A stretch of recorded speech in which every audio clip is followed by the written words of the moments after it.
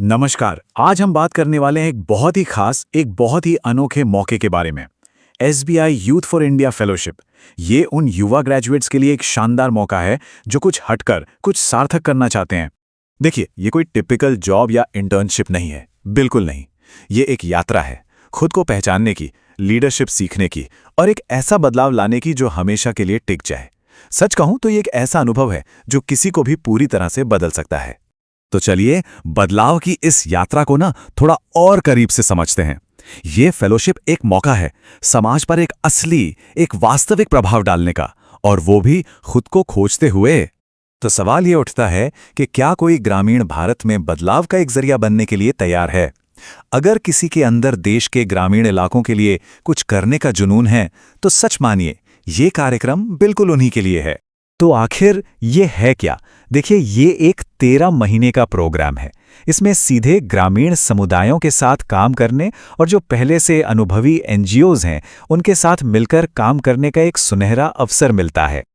अच्छा, तो अब जरा इसमें और गहराई से उतरते हैं। ये जानना भी तो जरूरी है ना कि इस फेलोशिप के दौरान क्या-क्या मदद और फायदे मिलते हैं। और यकीन मानिए, सपोर्ट सिस्टम काफी मजबूत है। सबसे पहले तो रहने सहने के खर्चों को कवर करने के लिए हर महीने मिलेंगे 16,000 रुपए का अलाउंस। और हाँ, ये पूरी तरह से टैक्स फ्री होता है। और अब आता है सबसे दिलचस्प हिस्सा। जैसे ही 13 महीने का ये कार्यक्रम सफलतापूर्वक पूरा होता है, 1,10,000 रुपए की एक बड़ी रकम एक साथ मिलती है। इसे रीएडजस्टमेंट अलाउंस कहते हैं। लेकिन रुके, बात यहीं खत्म नहीं होती। इसके अलावा भी बहुत कुछ है। हर महीने 2,000 रुपए ट्रांसपोर्ट के लिए, 2,000 प्रोजेक्ट के खर्चों के लिए और 1,000 रुपए कुछ नया सीखने के लिए भी मिलते हैं। साथ ही आने जाने का खर्च, हेल्थ इंश्योरेंस और अनुभवी प्रोफेशनल से मेंटरशिप भी शामिल है। इतना ही नहीं, प्रोजेक्ट की जगह पर अगर भाषा की कोई दिक्कत हो तो उसमें भी मदद दी जाती है। तो सवाल यह है कि असल काम क्या होगा? चलिए अगले हिस्से में देखते हैं कि ग्रामीण भारत में एक फेलो का मिशन आखिर होता क्या है और ये कैसे आगे बढ़ता है। ये एक ऐसा सवाल है जो सबके मन में आता है कि भाई, एक फेलो को असल में करना क्या होता है। चलिए इसे बिल्कुल आसान भाषा में समझते हैं। एक फेलो का रोल होता है एक कह सकते हैं चेंज कैटलिस्ट का, मतलब बदलाव लाने वाले का। इसे ऐसे समझिए जैसे कोई सर्वेयर हो। फेलो को एक गांव में भेजा जाता है जहां वो वहां के लोगों के साथ मिलकर काम करते हैं, उनकी परेशानियों को समझते हैं और विकास के नए मौकों को पहचानते हैं। मतलब शिक्षा, स्वास्थ्य, इन सब क्षेत्रों में गांव के असल मुद्दों को समझना और उनकी एक रिपोर्ट तैयार करना, ताकि एसबीआई और एनजीओ मिलकर उन पर काम कर सकें। काम करने के लिए इतने सारे अलग अलग एरियाज हैं, जैसे कि शिक्षा, स्वास्थ्य, पर्यावरण की सुरक्षा, ग्रामीण आजीविका से लेकर महिला सशक्तिकरण और टेक्नोलॉजी तक। मतलब प्रभाव डालने का दायरा बहुत बड़ा है। अब आते हैं सबसे जरूरी सवाल पे, कौन इसके लिए अप्लाई कर सकता है? अगले भाग में हम एलिजिबिलिटी क्राइटेरिया को देखेंगे ताकि ये पता चल सके कि कौन कौन आवेदन कर सकता है।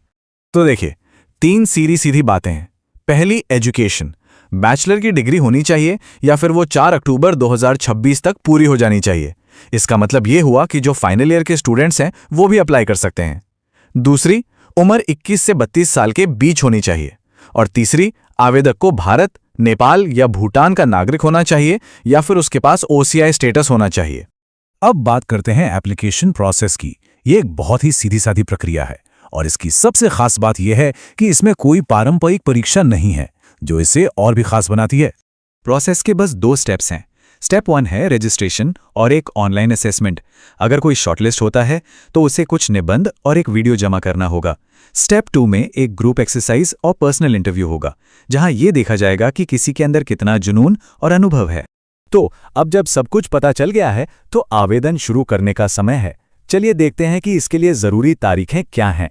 2026-27 बैच के लिए एप्लीकेशन 20 फरवरी 2026 से शुरू हो चुकी हैं और अप्लाई करने की आखिरी तारीख है 1 अप्रैल 2026। और हाँ, एक जरूरी बात, इंतजार मत कीजिएगा। हमारी सलाह है कि जल्द से जल्द अप्लाई करें, क्योंकि कभी-कभी बहुत ज्यादा एप्लीकेशन आने पर यह विंडो समय से पहले भी बंद हो सकती है।